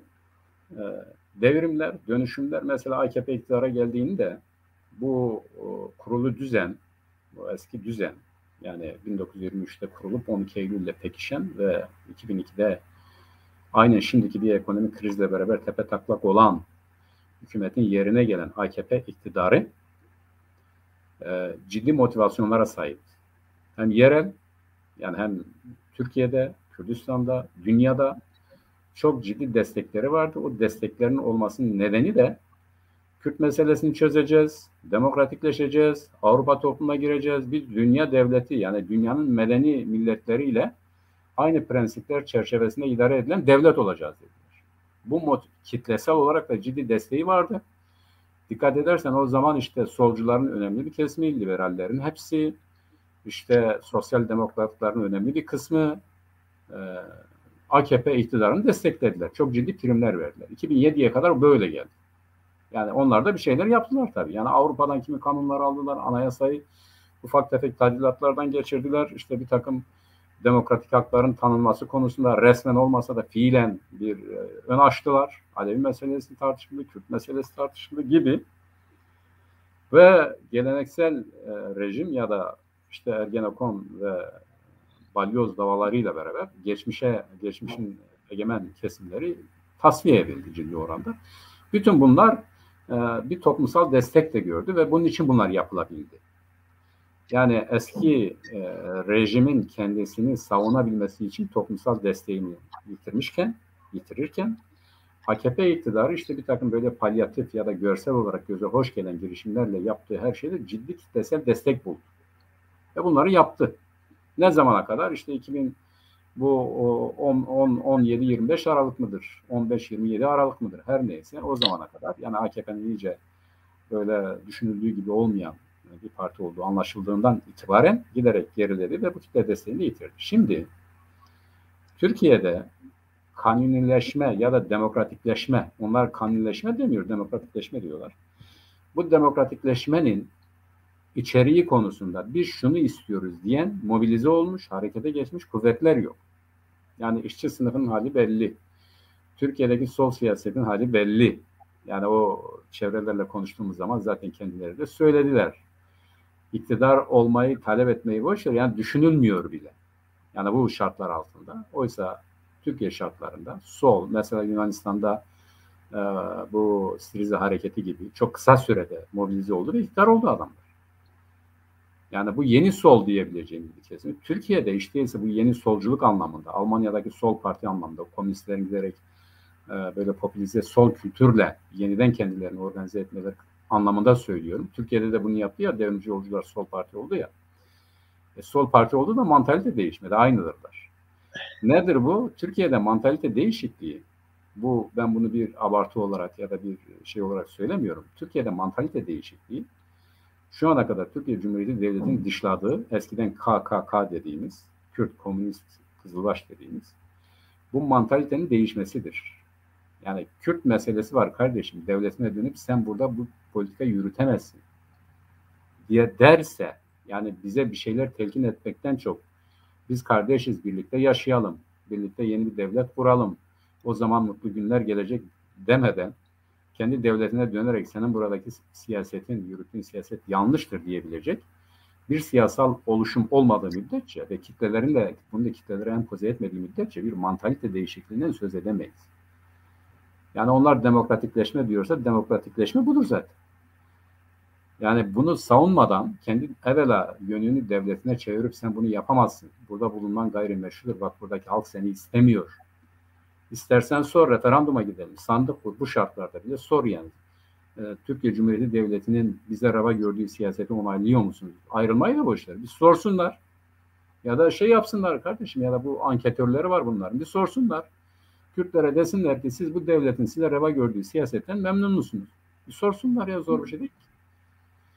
Memnun olmadığını herkes biliyor. Yani 100 kişi katılırsa 150 kişi hayır der. Bu %150 de çıkar. Realite böyledir. Şimdi bu realiteyi görmeyen bir siyaset mantalite değişikliğine vesile olabilir mi? Olamaz. İşte ciddi bir kitle gördük Mersin'de. Bu kitle değişikliğe de hazırdır. Bana göre işte insanlar bu memleketin en büyük meselelerinden biri ki Mersin bunun içinde bir pilot bölgedir. Yani orada Kürdü, Alevisi, Türk'ü hepsi bir arada. Arabı da var. Yani Arabı var, Kürdü var, Alevisi var ve bir de Türkmeni var. Böyle bir metropol. Bu metropolden başlayarak bunu işlemek iyi olurdu. Yavaş yavaş söylemek iyi olurdu. Bizim meselelerimiz bunlardır demek iyi olurdu. Ama Kılıçdaroğlu ne yaptı? Çok genel bir tabirle hepsini biz çözeriz. Onu da çözeriz, bunu da çözeriz. Zaman zaman ben çözerim dedi. Sonra kendine geldi, birlikte çözeriz dedi. Yani ona diyorlar ben de kitlelere güven vermek için en büyük güvensizlik odur zaten. Ben dersen Muharrem İnce gibi geldiği yer belli. Ve bu gidişle Kılıçdaroğlu'nun toplumda iyi kötü algılanan şimdi, yani bu içerisindeki sıkıntılardan hareketle olumlu anlamda algılanan o mesajlar giderek değeri düşürülerek ya bu da eskisi gibidir, bu da bizi kandırmak istiyor, bu da sadece iktidar olmak için bunları söylüyor. Gelebilecek bir üslup, bir dil, bir tutum, bir tarz vardır. Neyse ki bu bizim görüştüğümüz arkadaşlarımızın hepsi, yani gerek Mesut Bey olsun, Cuma Bey olsun, Nesin Hanım olsun, Özlem Hanım olsun, Cevdet Bey olsun, bütün bu arkadaşlarımız bu konuda, yani bu Türkiye'nin demokratikleşmesi denilen hadisenin Kürtler itibariyle ne anlam ifade ettiği konusunda hemen hemen aynı şekilde aynı görüşleri dile getirdiler. Bu mantaliteden, bu durumdan bu çıkmaz. Peki nasıl çıkar? İşte onu da Pak söyledi abi. Her zaman dile getiriyoruz. Peki onu nasıl yapacağız? İşte senin görüşlerini almak istiyorum. Yani gerçekten biz söyledik, ettik ama ne yapmak lazım bu konuda da? Biraz da seni dinleyeyim abi. Ben dinleyeyim biraz. Mehmet, bu yani Kuzey Kürdistan'da büyük bir yoksulluk var şu an. Ve bu yoksulluğun en büyüğü bu bölgede yaşanıyor. Kürdistan'da yaşanıyor. Kuzey Kürdistan'da yaşanıyor. Gerçekten büyük bir kırılma. Büyük bir yoksulluk, açlık, işsizlik, had safhada. Bunu biz yapmadık.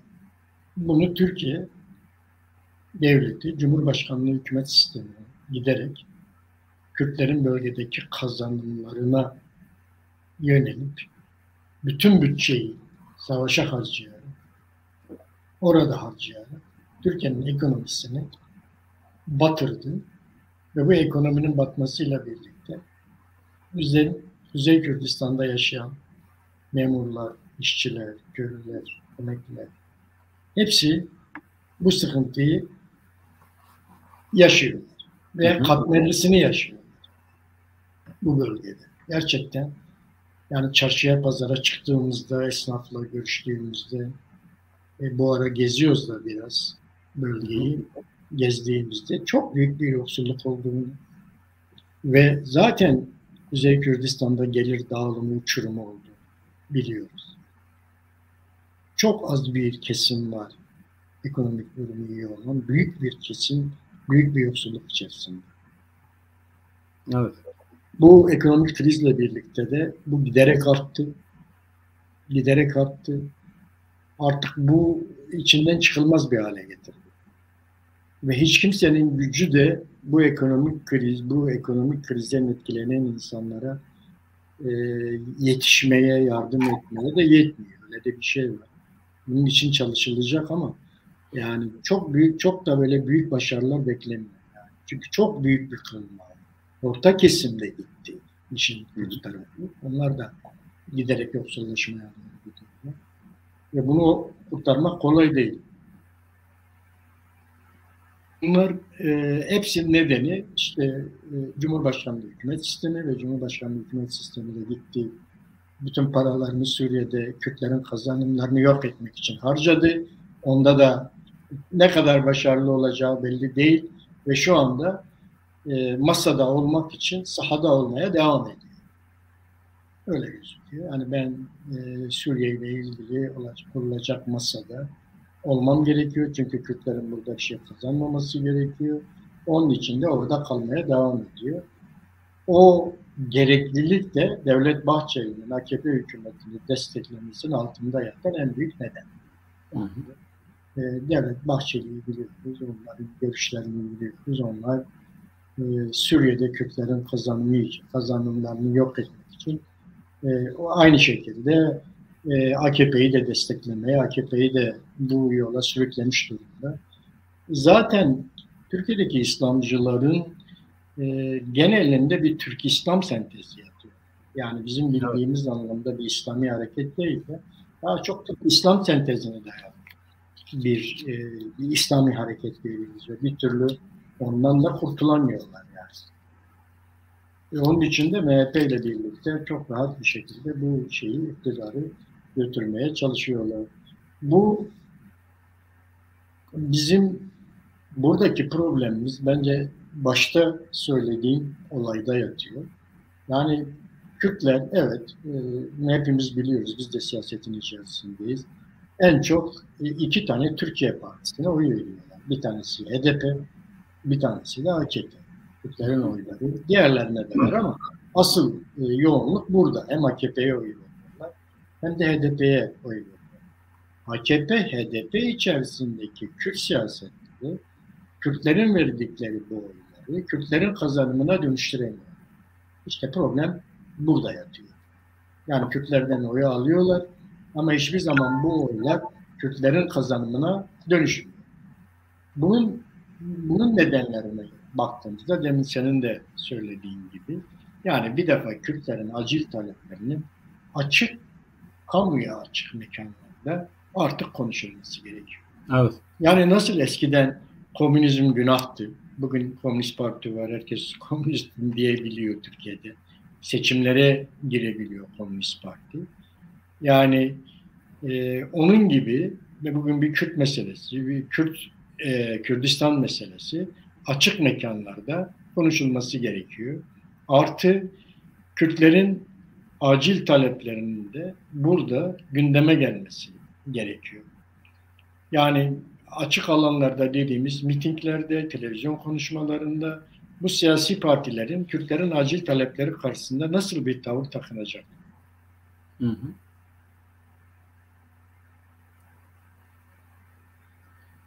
Nurullah abi koptu galiba.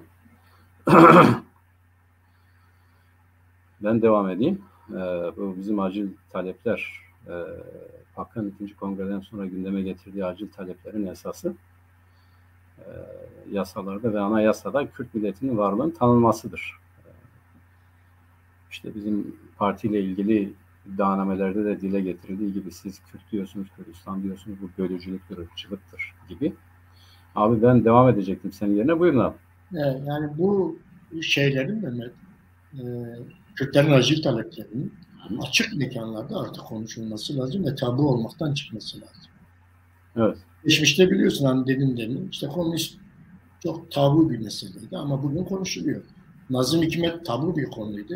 Bugün herkes Nazım Hikmet'ten şiir okuyor. Anlatabildim mi? Yani Ahmet Arif tabu bir meseleydi. Bugün herkes Ahmet Arif'ten şiirler okuyor. Bu meselenin, bu neden nasıl böyle oldu? Konuşulmasıyla oldu. Eğer gerçekten bu mesele çözülecekse bizim bu siyasi partilerden beklediğimiz öyle işte eşit temelde, işte demokrasi içerisinde, işte Kürt sorunu falan diyerek üste kapalı bir şekilde bu meseleleri konuşmak meseleyi çözmez. Evet. AKP de böyle yaptı ama karşısına ufacık bir MHP çıktı, onu perişan hale getirdi. Hı hı. Ve onun yarattığı milliyetçi dalgayı kıramadı. Niye? Çünkü kamuoyunu hazırlamamıştı. Hı hı. Kamuoyunu hazırlamadan, insanları hazırlamadan bu işleri çözemezsiniz. Barış sürecinin başarısızlığının altında yeten de buydu. Kapalı kapılar halinde yapılıyordu bu işler. Açık mekanda yapılması lazım. Orada konuşulanların, orada önerilenlerin kamuoyuyla günü gününe paylaşılması gerekiyor. Kimse paylaşmadı. Evet. Biz bir anda bir baktık ki işte 10 maddelik, 15 maddelik, 10 maddeydi herhalde. 10 maddelik bir açıklama yapıldı. Kamuoyu hiç bunu bilmedi, görmedi. Kim neyi teklif etti bunu bilmedi. Bunlar artık bugünkü çağdaş dünyada bu şekilde çözülmez. Açık konuşulacak. Biz de Kürdistani partiler olarak bunu mutlaka konuşulur duruma getirmemiz lazım. Nasıl ki işte Kürdistan adında parti kuruldu. Şimdi her yerde insanlar burası Kürdistan demeye başladı. Tabii. Ama ne oldu? Artık insanlar ne yapıyorlar? Her yerde işte burası Kürdistan diye tepki veriyor. Bunun toplumsallaşması lazım. Bu sorunun çözümünün tek yolu, yani şiddet içermiyor. Eğer bu işi barışçıl bir şekilde çözecek, o zaman ne olması lazım? Bu konunun konuşulması. Tamam, demokrasi iyi niyetli bir çalışma. Tamam, eşitlik temelli iyi niyet. Tamam, Kürt sorunu iyi niyet. Tamam, bunları iyi niyet olarak kabul ederim. Ama yetmez. Açık konuşmak gerekiyor. Kürtlerin acil taleplerini bizim gündeme getirdiğimiz gibi herkesin getirmesi gerekiyor ve toplumu ikna etmemiz gerekiyor. Evet. Hem Kürt toplumu ikna olacak, hem Türk toplumu ikna olacak ve bu şekilde bu sorunu barışçıl şiddete dayanmadan, yeni bir 1925'ler yaşamadan, yeni bir 1938'ler yaşamadan bu işi çözmemiz gerekiyor. Biz bunlardan ders aldık. Bunların ne olduğunu biliyoruz. Tekrar Kürt halkına böyle bir şey yaşatmaya hakkımız yok. Bunu barışçıl bir şekilde çözmemiz gerekiyorsa o zaman ne yapmamız gerekiyor? Çıkıp acil taleplerimizi Kürt halkının, Türk halkının kamuoyunun önünde açık anlatmamız gerekiyor. Evet, bu doğru. Şimdi bu şeyi düşününce, Türkiye'yi düşününce tabii bizimkiler açısından durum belli. Yani Türk milletinin ne yapabilir dediği zaman sorarsan kendine, ya sen ne istiyorsun dediğinde de ben haklarımı istiyorum. Yani kime sorarsan sor. Şimdi birçok insan bu realiteyi belki dile getiremiyor. Yani kendi vatanın adına işte burası ya biz Kürdüz, burası bizim ülkemiz Kürdistan'dır demiyor olabilir. Ama bunun sebebi var. Yıllar önce Yavuz Donatlı Diyarbakır'a gitmişti. Evvela konuşmuş, her şey çok iyi falan filan. Çünkü o taksici onu devlet görevlisi vesaire kabul düşünmüş. Onun için öyle demiş. Adam ya ben gazeteciyim bunları yazacağım deyince de başlamış yakınmaya. Hani sen önce başka bir şey diyordun, benim resmi görüşüm diyor. Şimdi zavallı, yani böyle birey olarak ele aldığımız zaman Kürtlerin de bir resmi görüşü vardır. O da Türklerin, Türk devletinin, Türk milletinin, Türk devletinin duymak istediği şeylerdir. Ben gerçek hayatta da çok rastlıyorum. Artık bir test oldu. Birçok yerde böyle iş yeri vesairesine birdenbire bakıyorum. Bir bayrak asmışlar. İşte Türk bayrağıdır. Biraz onu anlamaya çalışınca bakıyorum Kürt çıkıyor. Yani daha savunmasını baştan alıyor. Biliyor ki yani bu büyük bir kalkan, büyük bir savunma aracı gibi. Şimdi bu korku, bu bastırma, bu sindirme. Yani evvela Türk olduğunu kabul edersen ancak yaşayabilirsin.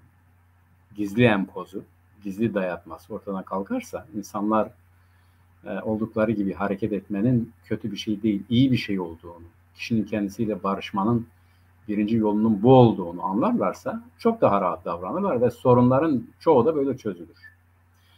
Şimdi bu zihniyet dönüşümüdür. Az önce söylediğim mantalite Türkiye'de ad sahibine göre kişniyor. Yani bu tip şeyler yukarıdan aşağıya doğru dayatılıyor. Yani ad diyor ki acaba benim sahibim ne düşünüyor? O nasıl düşünüyorsa ben öyle hareket edeyim. Şimdi bugün Türkiye halkı ya da Türk milleti devlet ne diyorsa, siyasal partisi ne diyorsa öyle düşünüyor. Yani o kendiliğinden durdu, Kemalizmi keşfetti ya da işte Türk İslamcılığı keşfetti. Ha bu doğrudur, benim ideolojimdir diye gitmedi. Okullarda, evlerde büyükler, atalar, dedeler ne diyor? Oğlum biz Türk'üz, doğruyuz, çalışkanız, büyüklerimizi severiz, küçüklerimizi döveriz. Hizaya gelmediğimizi döveriz diyor. O öyle yetişiyor, öyle gidiyor. Şimdi bunu her düzeyde görebiliyoruz abi. Siyasal partiler düzeyinde görebiliyoruz, devlet düzeyinde görebiliyoruz, medya düzeyinde görebiliyoruz. Althusser'in işte Burjuvazinin ideolojik aygıtları diye bir çalışması var, güzel. Ya da işte ne bileyim bir takım bu konuda o faşizm sonrası ya da 2. Dünya Savaşı sonrası inşaat süreçlerini gözleyen insanların yaptığı çalışmalar vardır.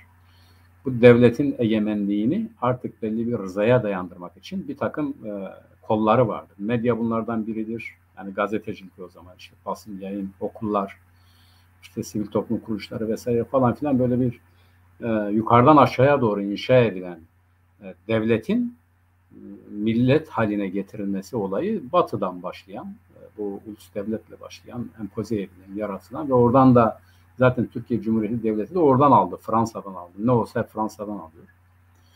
Fransa'dan aldı. Ve burada örneğin nerelerde görüyoruz abi? Şu basın yayına bak, şu medyaya bak, televizyonlara bak, gazetelere bak. Bunlar gazetecidir.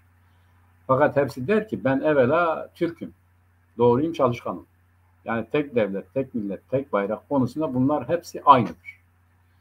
Yani öbürlerine bak şu öyledir, yani bu konuşmalarına bak ama o da böyledir. Ya gazeteci gidip HDP'yi, yani HDP işte budur falan filan der mi ya? Yani isim vermek istemiyorum. Bu militan gazeteciler var ya diyeceğim ama hepsi öyle, hepsi militan. Hepsi onda yarışıyor. Sen ne kadar çok devletin yanındasın. Ben senden daha çok bu devletin yanındayım. Öyle ki bu realiteyi, gerçeği, sıradan realiteyi, sıradan basit bir şeyi inkara vardırmış. Bak bir örnek vereyim. Geçenlerde işte bu insanlığa katkılarından dolayı Aydın Doğan Vakfı'nın ödülünü kazanan ya da Aydın Doğan ödülünü hak görülen Ercan Şahin ile Özlem Türeci geldiler Türkiye'ye. Bunlar geldiler, ödüllerini aldılar. O arada da işte bunlarla bir röportaj yapan biri var. Bir kadın gazeteci, ünlü bir kadın gazeteci. Yani herkes biliyor, ismini de vermek istemiyorum ama o şimdi ne diyor biliyor musun? Bak basit bir şey. Yani bunda hani diyorlar ya, yani neden sen böyle yapıyorsun? Diyor ki işte konuştuk, görüştük. Benim bildiğimden çok daha iyi insanlar çıktılar. Bunlar bu kadar zengin ama çok alçak gönüllüler. İşte birisi Rizeli diyor. Özlem Hanım Rizelidir. Rize'nin şeyini konuştuk vesaire. Diğeri işte diyor eşi de ne Şahin'di abi? Unuttum. Neyse o da diyor Türkiye doğumlu. Şimdi bak. Şimdi o Rizeli olanla ilgili, yani İstanbul göçmeni bir ailenin kızı, o Rize doğumlu falan da değil de babası işte İstanbul'da bir doktormuş, oradan Almanya'ya göçmüşler, orada dünyaya gelmiş bir kadın. Öbürü de Şahin olan vatandaş da aslen işte Dersim'den İskenderun'a giden bir ailenin çocuğu, oradan da Almanya'ya gitmiş. Adam Alman ve Türk vatandaşı. Şimdi o birincisi ne dese problem. İskenderunlu, Hataylı dese problem. Hani bu Türk olmayacak ya. Yani söylemesi lazım. Yani Hataylı dedikten sonra işte Alevi, işte Kürt vesaire falan, bunu biriyle ilgili bütün bilgileri verirken öbürüyle ilgili mesela merak ettim ben. Dedim ki ya sadece bu mu böyle diyor? Yoksa başka yerlerde böyle diyorlar. Bak Wikipedia hariç, bu basit bir şey, bir mantalite, bir düşünme biçimi yani. Wikipedia hariç diğer onunla ilgili çıkan haberlerin hepsine diyor ki Türkiye doğumlu. Aynen böyle bak.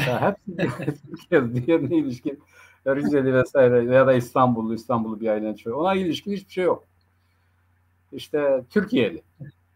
Şimdi bu bir gazeteci bunu söylüyor ya. Yani bu zihniyeti taşıyan bir toplumdan, bir yapıdan sen kişilikli bir tutum bekleyebilir misin? Yani mesela haksızlığa karşı diyorlar ya, mesela yani haksızlığa karşı durmayan dilsiz şey kendileri çok söylüyor.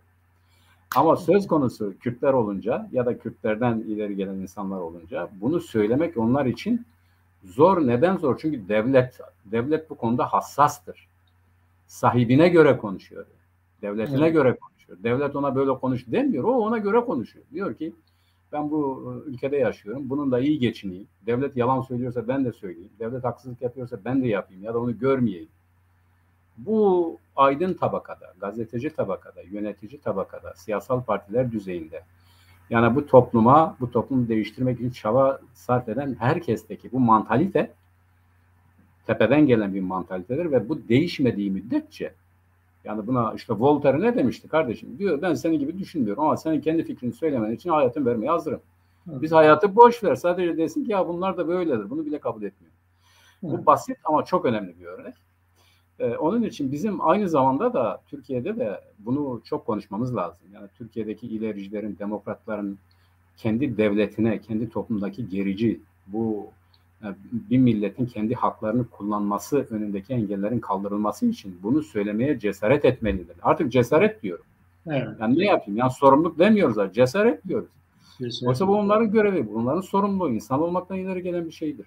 Yani sen nasıl bir haksızlığa boyun eğiyorsun gibi. Bunun değişmesi lazım. Zamanımız da doldu galiba abi. Evet doldu Mehmet. Bu hafta bu kadar. Önümüzdeki hafta artık yine yeni konuklarla beraber oluruz alırız. Bir toparlama yaptık bu hafta abi, değil mi? Evet, bir toparlamaydı. Bugüne kadar yaptığımız konuklarla yaptığımız programların bir konuk şeyiydi. Yine bunu bir şeyle bir toparlayarak bitirmek istiyorum Mehmet, iznin olursa. Yani bu Kürt oylarının Kürt kazanımına dönüşmesi için AKP, HDP ve diğer partilerde siyaset yapan bütün siyaset sınıfının Kürtlerin acil talepleri konusunda, onların dile getirilmesi konusunda, yeni oluşacak Türkiye'de Kürtlerin taleplerinin gündeme getirilmesi konusunda, bu taleplerin etrafında birleşmeye çağırarak bitirelim diyorum. Evet. Sen de uygun görürsen. Tabii abi, ne demek. Teşekkürler. Çok teşekkürler. Bir siyasetin gündemi programını daha böylece bitirmiş olduk.